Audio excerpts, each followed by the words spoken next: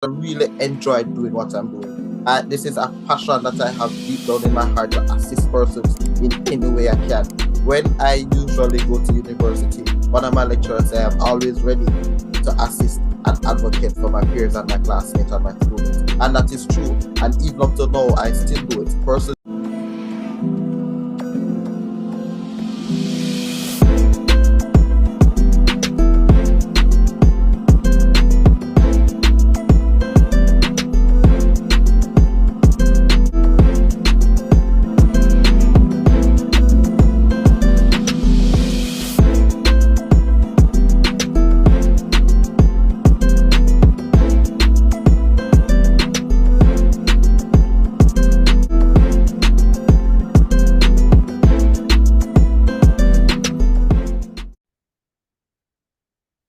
Hello, Jamaica. Hello, world.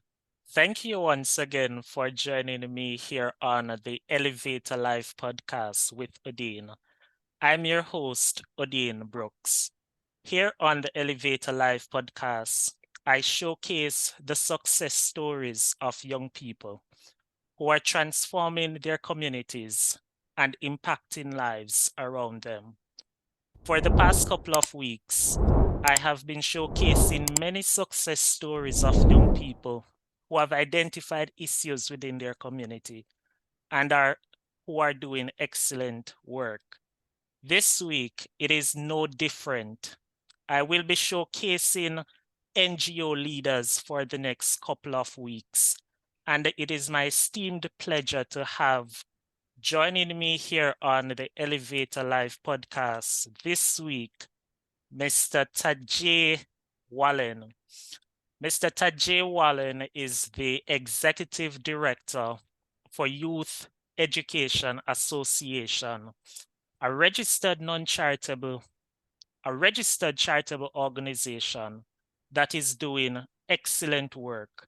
And it is these stories that I seek to showcase that exemplifies that young people are not just entitled, but we're also working and we're impacting our communities. Thank you, Mr. Wallen, for joining me here on the Elevata podcast. How are you? Thank you. Thank you. I am good, Mr. Brooks. I am good. Wonderful. And Odane is quite appropriate. This is a space for for elevation, and you're definitely an elevator. So you're permitted to call me Odane. Not a problem. Perfect. So share with our elevators a little about Youth Education Association. What inspired this organization? Youth education was founded by myself. During high school days, I taught students in different CSEC subjects such as accounts, maths, office administration. And by doing that, I developed that passion of assisting students educationally. Um, graduating from graduating from Mona High in grade 12, I went to lower six. And during that time, I also assisted students in their SBA and CSEC classes. I even got the opportunity to teach classes in the absence of teachers in those subjects areas. When I move on to university, I still continue to assist students educationally. I am a fast learner, so students who do not attend or attend class but did not grasp what was taught in class earlier, they will call me and say, Tahje, sir said this earlier today, and just explain it a little clearer. And by doing that, I help them and I also help myself. And I then decided during the university life to take it a step further, get a charity organization that will assist students in this way, educationally, and possible to widen the scope and not just education wise. And that was the mantra based on those stories. I then decided to start Youth Education Association. I was just at home one day and the name come to mind, Youth Education. And another name for either non-profit that they normally add on, it's either association or foundation. I never like the word foundation, so I say association works better. So I said Youth Education Association. And I call a friend to say, hey, I have this name, just create a logo for me. Anything you want to put the logo in, just send it to me. And he sent the logo. No adjustment. I just said, this is good. And I take it and run with it. And then I just get the organization registered in the necessary steps. Perfect. And based on what you just described, although you were a young individual, your thought process was mature. You were looking beyond your years, and that would have given birth to this organization. But share with our elevators what you would have been seeing maybe in your community and country on a whole that you believe that this organization could assist in fixing. So as you know, some students go to school. Yes, they participate in class and stuff. They don't necessarily always learn when they go to classes. So sometimes it takes their peers for them to better understand the work that was being done by the teacher. Because the teacher, especially if you go to university, it's just a lecturer coming in front of you and just chat some words, talk, and then you go. You're more likely on your own. So that this organization then helps you to bridge that gap to further assist you in a fine-tuning as classes to say, all right, you need some assistance in CSEC and KID. You're not understanding in your regular day-to-day classes at school. We offer free CSEC and KID classes. So you then participate in these classes to further advance yourself for you to better understand. You ask any questions that you might not able to ask because the teacher is moving so fast and you don't want to, you might feel a bit guilty of stopping every time to ask the teacher certain questions when the others may already understand, or who knows, they might even benefit from your question, but you just feel some type of way and choose not to ask the questions there. But then these extra classes now, it's more on demand. You'll be able, it's more open for you to be able to ask the pertinent question that you want. So that in itself, it bridges that gap to help students to ask their questions to better understand what they missed in their regular schedule class. They now come to these extra classes to fine tune those things that they have missed in their regular classes at school.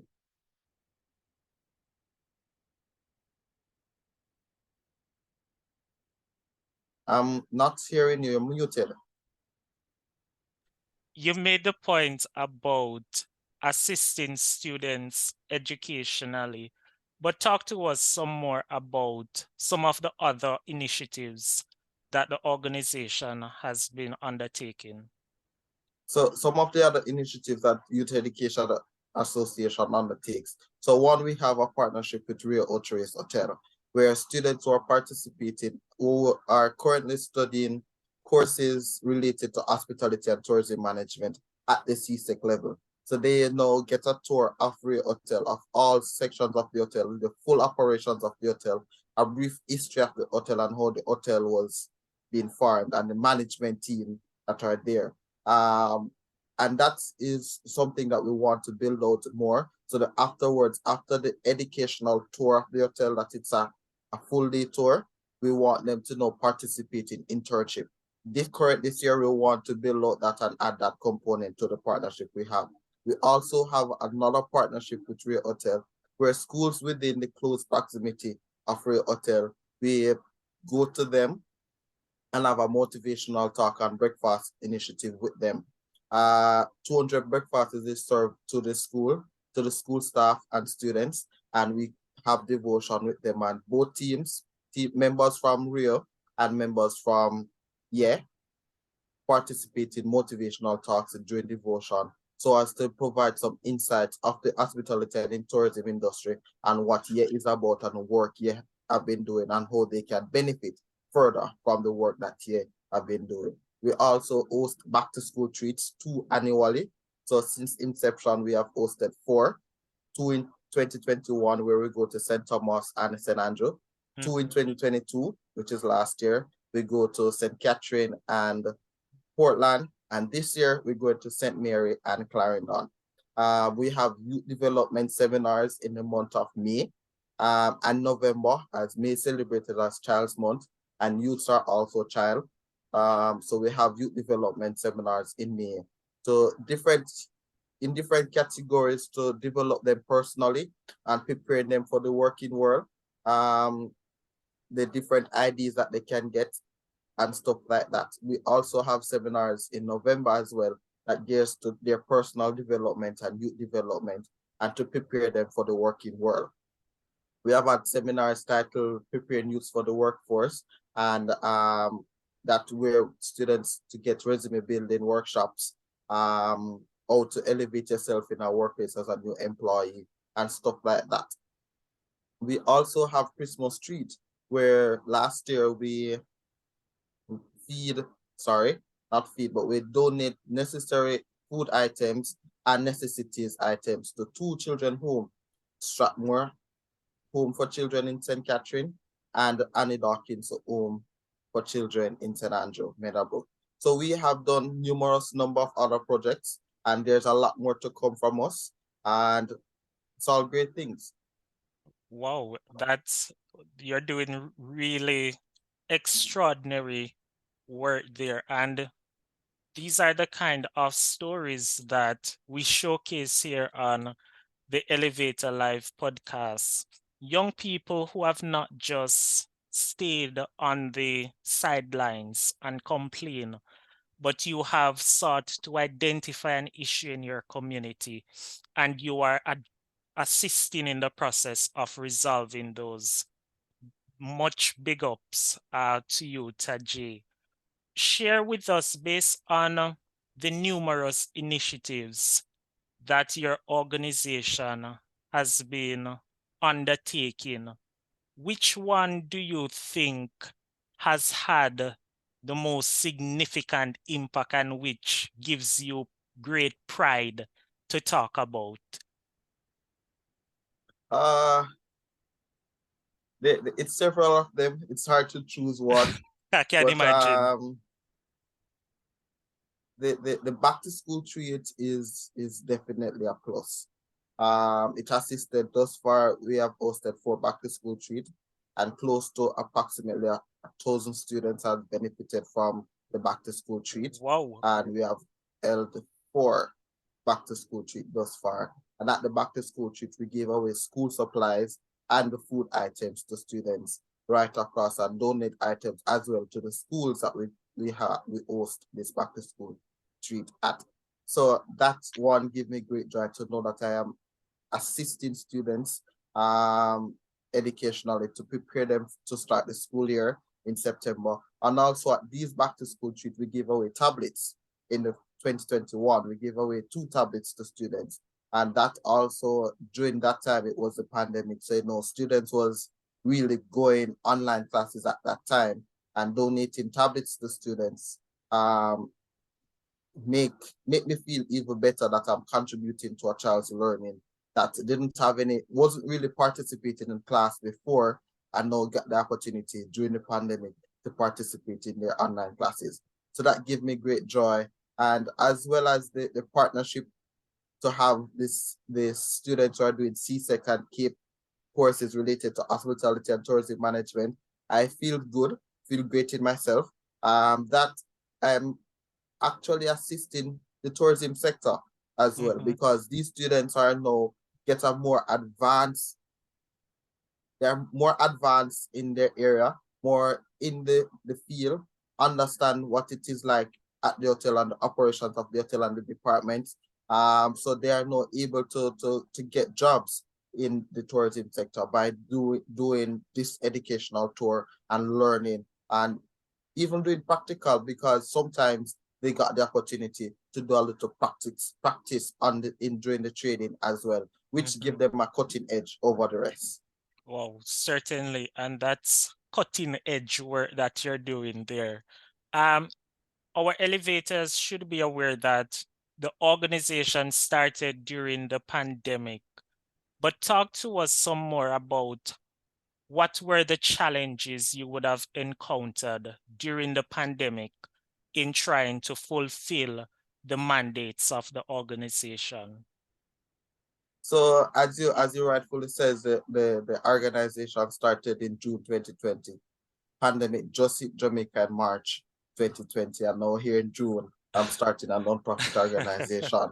It At first I thought that it wasn't going to go, but then I say with God help and with God behind me and God in front, it will be get done. We'll get the sponsorship. So we then decided to say June 2020, get registered.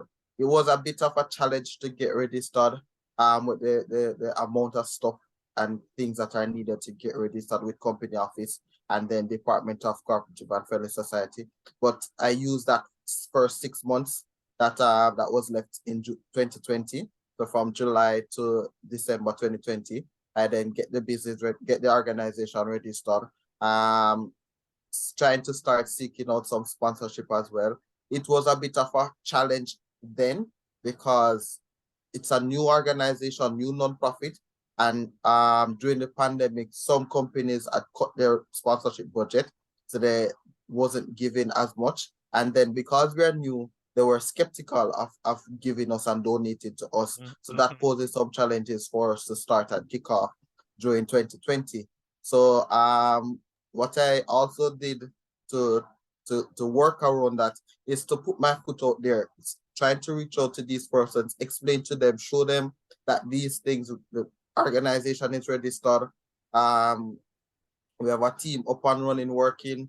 This is the vision and the mission statement of the organization, the articles that the business is registered, and we wanted to do. And persons eventually come on board. One of our first two sponsors in 2021, when our first project was a tablet distribution. And the first two sponsors was Grace and Staff Community Development Foundation and Sagicor Foundation. And we received tablets from them, and we distributed the tablets in February 2021. And that was our first activity for 2021 with our first two sponsors. Wow. And the fact that you're able to attract these high-level corporate entities, it speaks volume to the credibility that the organization would have amassed up to this point. But I must ask, Tahje, you are doing so much, the organization is doing so much.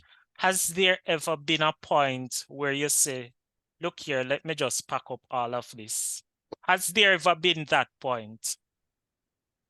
I must say no, there haven't been a point like that because I really enjoy doing what I'm doing. This is a passion that I have deep down in my heart to assist persons in any way I can. When I usually go to university, one of my lecturers say I'm always ready to assist and advocate for my peers and my classmates and my schoolmates. And that is true. And even up to now, I still do it. Persons who are around me, I'm always ready to advocate for them, their rights, advocate for them to say this is what is required of them, this is what they should get, and the benefits that they should get. And I carry it right now through this organization, and I am happy and pleased with the work that I have been doing. And I know persons around me is also happy and expecting more each day of me. They're expecting even more. So some days I have to be sitting down and say, all right, what new I can come to the table with for to meet the demands of the persons that are watching me on the outside. Wow, and that's really good to hear, because oftentimes, and that's why why I do this podcast is because to retake the narrative about young people, because oftentimes we hear that young people are just interested in receiving, but you are actually demonstrating that you are focused on giving. How can you add value to the lives of someone else? And that is critically important to reversing the narrative. Share with us, you have discussed a lot of successes, but I am sure that there would have been challenges. Talk to us about some of the common challenges that you face. So some of the common challenges from the get-go when we just started, it continues throughout the time, is sponsorship, is receiving donation and contribution for activities. What sometimes we have to do, what we have to do is sometimes is members, myself, and other members will just come together and say, all right, we'll contribute to the cause, we know the need for it, and we will just take the money out of our pocket and ensure that this activity or project is executed. So has to not been able to execute or because of lack of sponsorship. If the needs arise and we shortfall, members are always willing to just put in their pocket the little they have just to ensure that we have a successful project. It's a continuous challenge. The good thing is that we have a reputation out there. So some organizations are stick with us.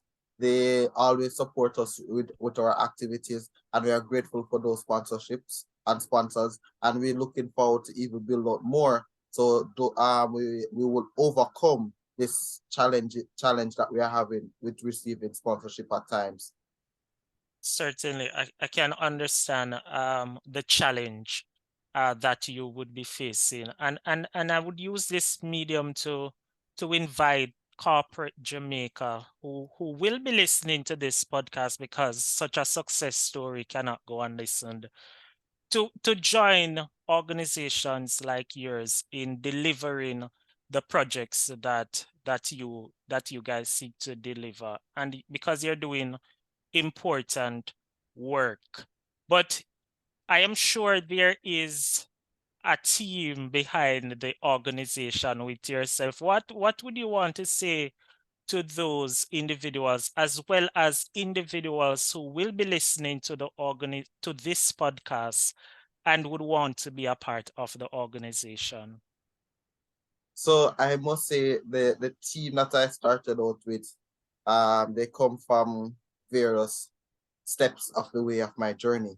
So there were students that I go to Mona High with, and also teachers that taught me at Mona High, and also friends that I met during my university life, some of which are still here with me, and yourself as well is a part of the organization who I met over LinkedIn, which is a very important tool that and assist me. LinkedIn is where I met some of approximately about 4 directors now that I have. I saw them on LinkedIn, the work that they have been doing, and they show an interest and their willingness to come on board. So the team that I have is a very dynamic team. They are well-rounded. They have qualifications from different backgrounds: accounting, policy, project management, marketing. Put that together, they get a good fitting team and a jelly team that will be able to execute the wide diversity of work that we have to be done. And just to say, for persons who are on the outside looking in, feel free to come on board if you can, if you're willing. We're always welcome with open arms to take persons who are willing to come on board to assist with the work. We alone cannot get it done, and we need the assistance and we need the funding as well. So come on board with your willingness, come on board with your funding as well, and for us to execute our various and exciting activities that we have for youths right across Jamaica. Certainly, We're a family. I would join in inviting corporate Jamaica and other public spirited individual who would want to be a part of an organization like this to join the movement. So I want to transition the Before, discussion. before you go, I just want to even add, one of the ways why I even got sponsorship was a lady from a company. I reached out to her on LinkedIn. She wasn't the marketing manager responsible for sponsorship, but I just want to get the word in, regardless of where the person is. They already work there. They're better able to guide me to who is the responsible person. And when I reached out to her, she put me to the marketing manager, and the marketing manager will discuss and talk. About a week before the back to school treat in 2021, the lady called me and said, Tahje, you have reached out to me earlier regarding my company coming on board for the for the back to school treat. I am not the marketing manager, but I am giving you this token, this box of items personally from myself to put towards the back to school treat. I have been doing these things on an annual basis, and you reach out to me this year. I know you're given the opportunity to receive this box of school items, and that's how persons even come on board and we get items. And I was grateful. Even up to now, she still reach out to check up on the organization to see how the organization is going. So there are individuals out there that see the story, hear it, reach out to me and want to be a part. And I accept and welcome that with open arms. Wonderful, wonderful. And I can join you in inviting persons to contribute to movements like this. I would want to ask, you would be active on the ground in communities. What are some of the common challenges that you're seeing that young people are facing today? So some of the challenges in the comments that young people are facing currently is unemployment. And that is one of their biggest challenges. And you can possibly understand why some of them might face a challenge. Because some of them, when they go to school, they don't even have CXC leave in high school. But yet still they come out and want to get a work. It is not like that. But you do have persons who have the qualifications as well and are not able to get a good, satisfying job that can sustain them.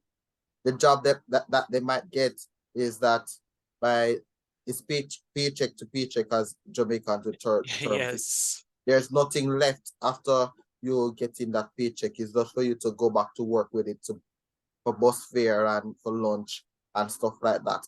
So good quality paying job and sustainable job is the one that are hard to get, that will sustain persons so they can able to save from it and build their self. So unemployment is a major factor. And as well as crime and violence. Because of the unemployment, then they might turn to crime or violence and other criminal activity because of they want something to eat. And as they will say in the ghetto that food have to eat. And if they're not working, or they're going to get food to eat. They have to turn to other activities to get something, get a local change so they can get money. So those are the two major factors. And what the organization have started, they had added a new portfolio, which is my organization, Youth Education Association. We had a portfolio of work experience program to assist these said youths in the community who have CSEC subjects, kid subjects, sitting at home, can't find a work. So we have partnered with several entities in Jamaica and students last year, persons who are in the inner city as well as other areas, get the opportunity to apply to us. We organization reach out to us to say they want a number of students. We send them the resume and then they choose 4, 5, any amount of students they want of the resume that we sent to them. And thus far, it is safe to say that 10 students have gained, 10 youths rather, has gained employment through our organization, two reputable organizations. And this organization that they have gained employment to is JPS, a prominent, the oldest source of electricity in Jamaica, the company JPS. And also they gain employment at Kingston Industrial Garage, KIG.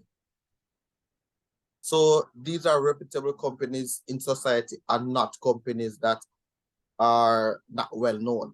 Two well-known companies and students have gone there and gained meaningful employment. And we continue to build out that portfolio this year. And there's a lot more to come for that.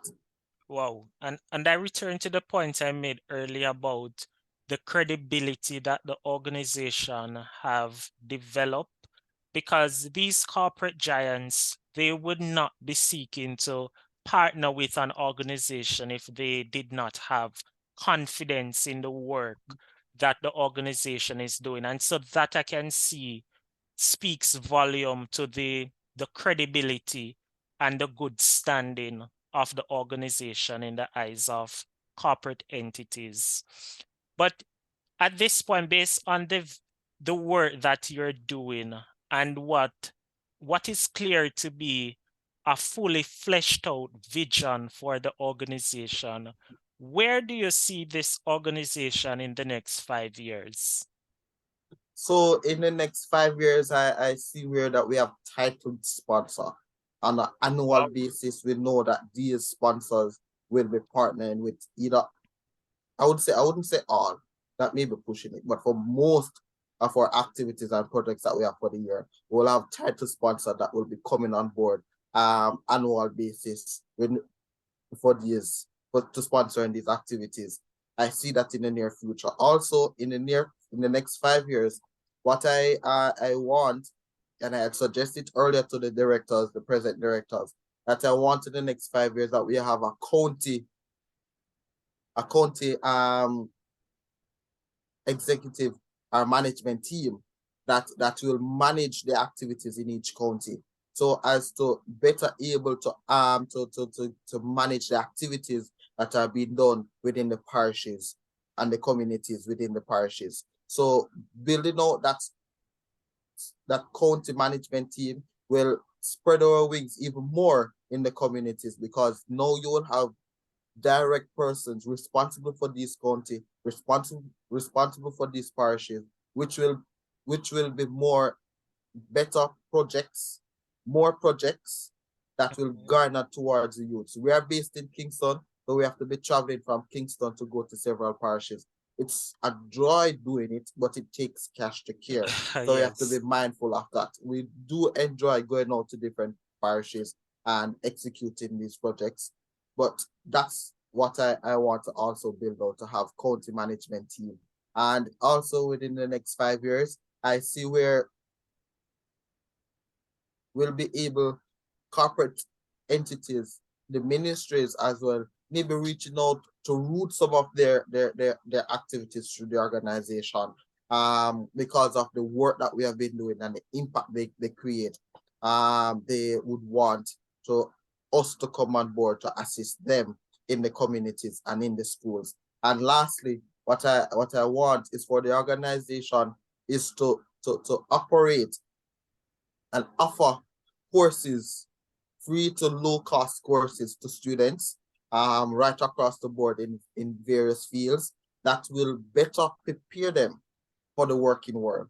As you know, going to university, get that degree, some degree programs do not really prepare you readily for the working world. So we want to offer these fine-tuned courses now that will be hands-on and more practical, that will better able to prepare you for the working world. You go to university to get the theory, you do our courses to get the practical component and prepare for the working world.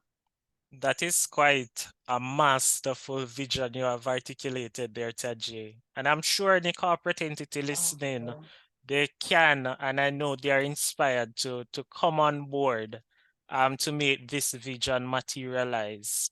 So as we wind down to the end of this episode, this has been a really riveting and very inspiring episode. Talk to young people, Tahje, who are in various communities across Jamaica, who feel a sense of hopelessness. They feel that there is not a future for them. What would you want to share with those young people? You know, asking that question, one thing come to mind. When I was going to start university, I never know where the first tuition funds will come from. I wasn't working. My mom wasn't working either. I applied to university, got accepted at UTech, and when I got accepted, my mom asked me, how am I going to pay to start university? I told her that I'm not going to worry about that. That is not my problem. Wow. My problem is to get started. And I finish without going through student loan. None whatsoever. Wow. Repeat And that for our elevators. You did it. You didn't know how you were gonna do it, but you did it, and you did it without student loan. I did it without student loan. My mom asked me if I was going to do student loan, and I told her no, because I'm not going to borrow $1 million and pay back 1.5. Yeah, That extra 500,000 could have done something else. Mm-hmm. And that's So yeah, man, go ahead. So I did it without going to student loan, without owing anyone for any borrowed money that I have borrowed to pay for tuition. During the time, I decided to get a work and have to help myself to pay for my tuition. My mom joined partner, and the partner draw come, and it helped to pay tuition. And throughout my time, I work and go to school. Work in the day, have evening classes in the night, 5 o'clock, 6 o'clock. Sometimes my classes, I late for classes. But what? I'm a fast learner. I'm dedicated. I put my mind to it. I come out on top. I'm 1 degree out, and I'm looking forward to do my master's. So to youths in Jamaica, right across in the community, don't be daunted by not having the first dime to start university. Get up, applied for several universities. I applied for 2, started 1 and stopped. And the one that I started, the university kept on calling. Tahje, you're not coming to finish your application. We see that you have started and submitted some documents. We are calling you to provide the necessary documents to complete. I didn't. Welcome, Elevator, back to the final segment for the Elevator Live podcast. We have been hearing the excellent and what I would describe as an inspiring story from Tahje Wallen, the Executive Director for Youth Education Association. For the next couple of weeks, I will be showcasing young people who are leading nonprofit organizations that are doing important work in Jamaica. So thank you again for rejoining me, Mr. Wallen. You were wrapping up the point before the break about the words that you have for young people who are feeling a bit hopeless. Yeah, so for young people who are feeling a bit hopeless in their community and in the society, just don't be daunted by not having the first fee or the first cash to start university. Get up, applied. God will work, make a way. A way will be made. If you sit back and relax, there is no way that can be made. So get up and do something. Start it, and then God will work out the rest. Also, for you, if you might not have the skill set or the mindset to go to university, but you then want to do technical or vocational courses, heart is there. They're willing and ready. Go there, call, go, make up your mind. There are a lot of courses, plumbing, electrical, and mechanic, that are there that they offered for youths who don't even have CSEC subjects. You don't have to have CSEC subjects to do those. They teach you everything. So go there and prepare yourself and get certified. Level 1, level 2, level 3, any courses that you want. And then they don't just offer certification in those technical subjects, but also for some of the courses that universities are offered, accounting and business administration. So get up. Don't really sit back and expect somebody to give you a plate, a platter, as they will say, with opportunities. You have to go out there and find the opportunities.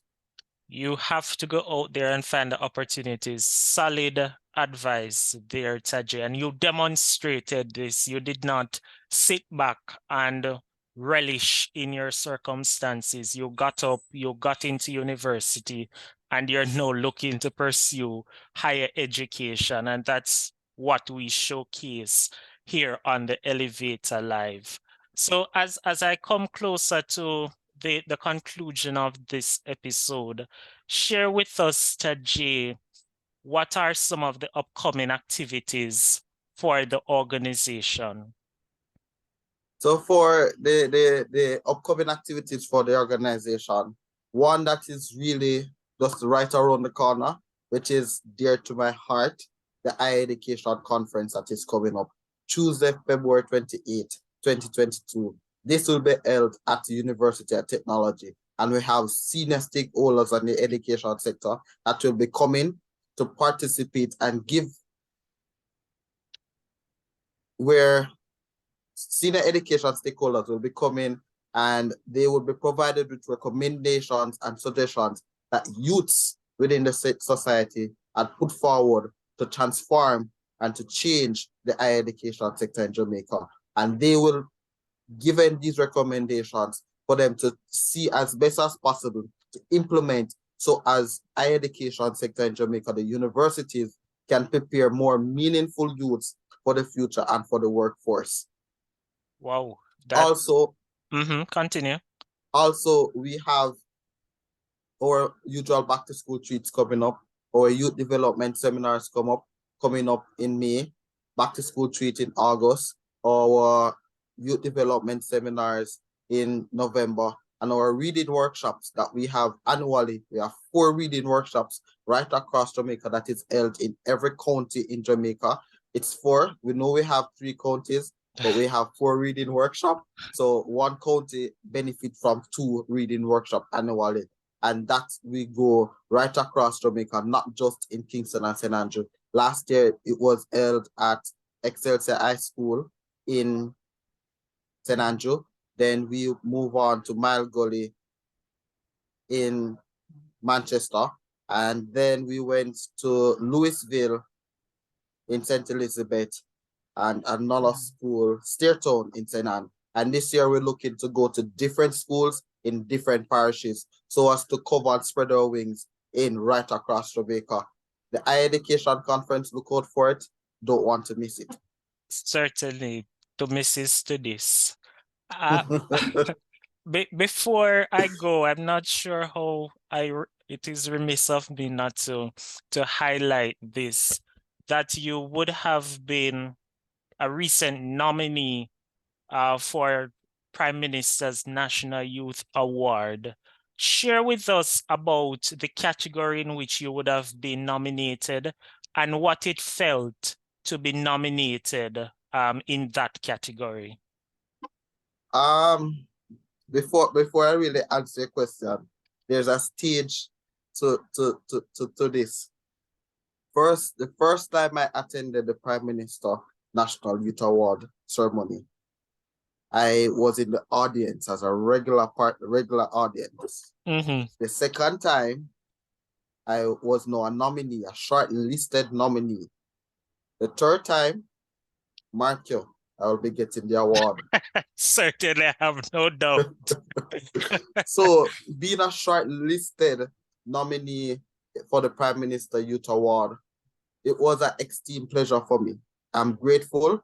It showed that the work that I've been doing for the past years has now been recognized by the Prime Minister to be attending and being a shortlisted candidate for his award.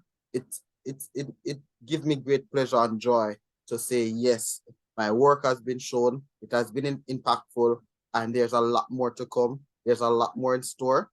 And there's no doubt that the next time that I get nominated for this award, I will surely be on that stage, shaking the Prime Minister's hand, whichever Prime Minister it be, collecting that award. Maybe you would be the Prime Minister. That is also in the line. Yes, that's really heartwarming. And how you set up the response to demonstrate that you moved from just being a regular audience members in 1 year, and then you moved to being a nominee, and you're now moving to being an awardee. That shows some form of elevation, and that is why this program is the Elevata Live Podcast, because it's about moving from one level to the next level, and you are definitely demonstrating what it means to be an elevator.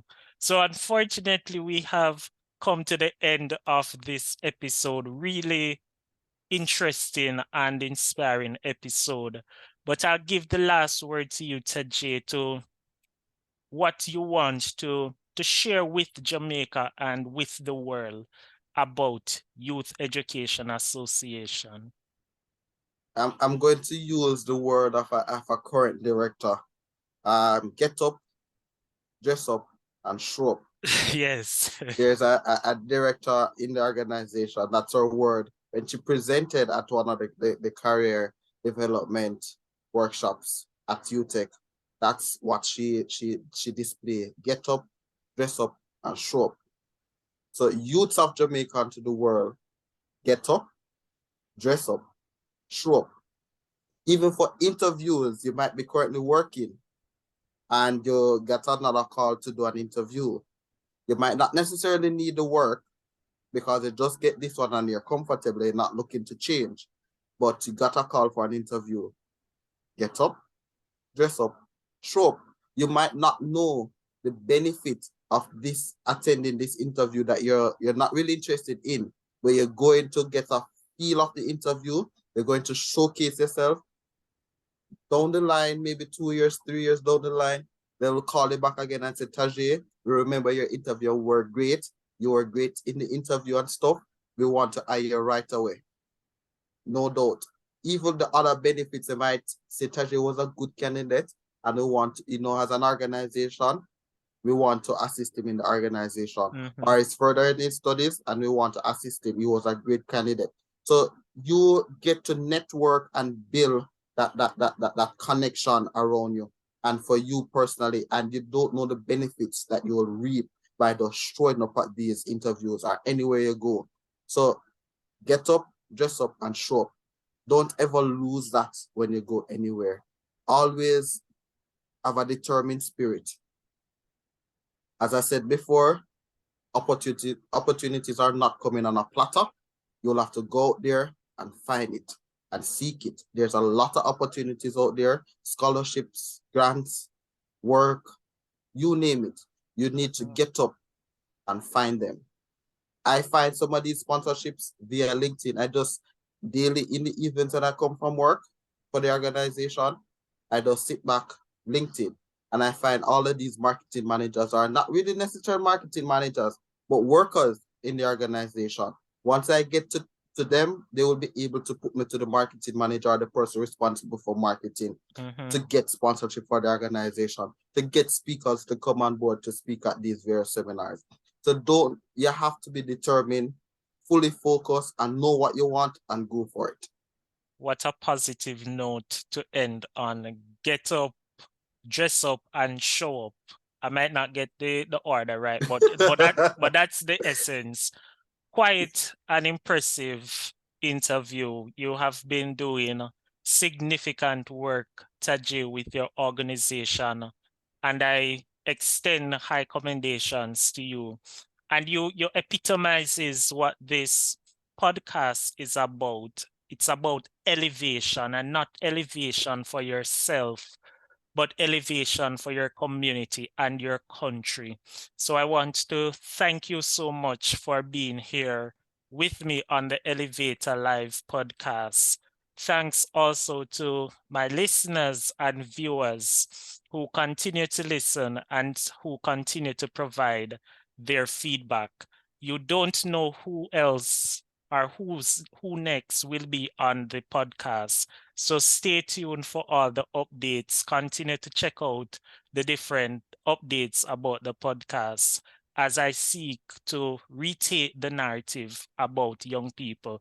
This has been the Elevator Live Podcast, episode 6.